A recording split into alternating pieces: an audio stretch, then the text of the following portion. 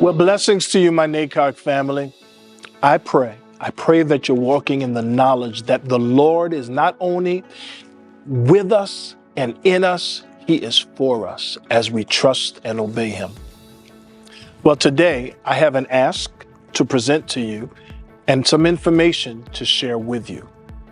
First, I'm asking that there would be national prayer. Their national prayer focus from now to the end of this year and beyond, if you choose to. I want you to pray.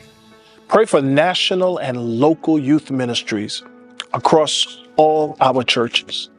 I'm asking you that every Sunday morning in your worship service, that you would include a focus of congregational prayer on youth ministries at some point in the service.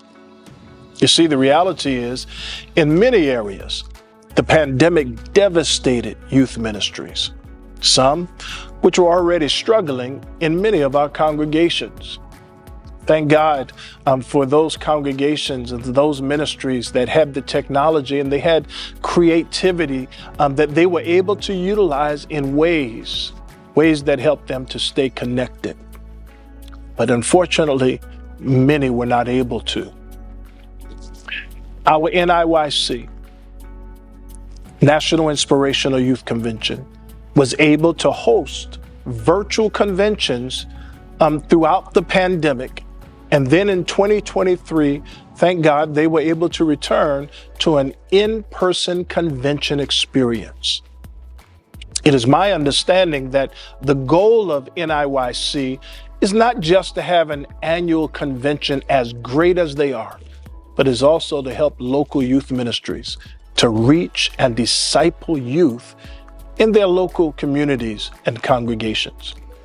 In other words, NIYC was to be ministry and discipling driven and not simply event driven in order to continue to have the generational impact it has historically had. As you know, a major change was proposed at the end of 2023, which involved experimenting with moving the venue of the convention and also changing the date of the convention. That change required skipping 2024 and planning a 2025 NIYC on the campus of Bethune-Cookman University. As presiding elder, along with our executive officers and the board of directors, we endorsed and supported the proposal in hopes of reinvigorating NIYC and helping local youth leadership. However, 6 weeks ago, August 22nd, our NIYC president informed us, after visiting a few states, that he did not believe that the timing was right for such a move as proposed. He also informed us that given his involvement in the proposal, that after much contemplation, that he had decided to resign. Under the leadership of our CODO, an advisory group primarily composed of previous NIYC leaders has been assembled. They have been tasked with exploring the status, the condition of the National Youth Ministry and providing recommendations to the board, our National Youth Ministry and local youth ministries. It is my recommendation at this point that we move forward with planning a traditional 2025 youth convention in terms of its venue and time of year. That's my recommendation. This would not preclude planning a convention in the future that had as its venue a Christian college campus at some time in the future.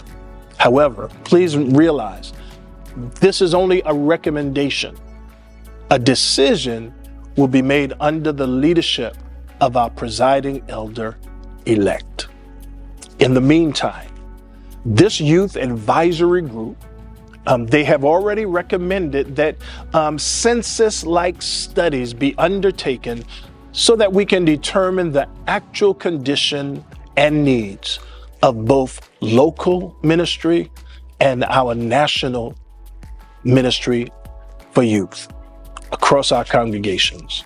Now, please know, you may be called upon to participate by providing necessary information and suggestions so that they can develop measurable goals for our youth ministry, both national and local. We'll try our best to communicate with you as this initiative continues to be developed and plans are made for the future. So we ask that when you're contacted, please say yes.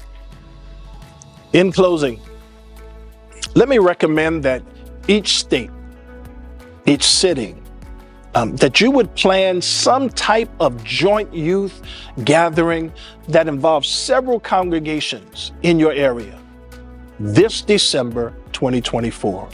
Rather than having no activity at all, plan some joint activity of youth.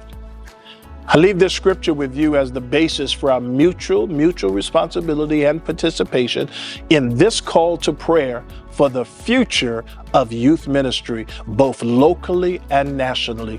And it comes out of Psalm 78.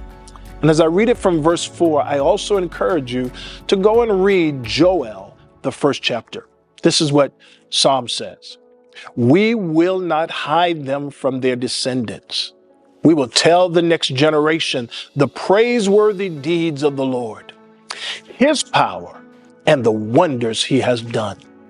He decreed statutes for Jacob, and established the law in Israel, which he commanded our ancestors to teach their children, so that the next generation would know them, even the children yet to be born. And they in turn would tell their children. Then they would put their trust in God and would not forget his deeds, but would keep his commands.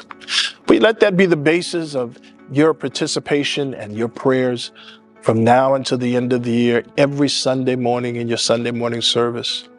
I ask you to do that. Well, shalom and blessings to you as you trust him, obey him, and watch him work. God bless you.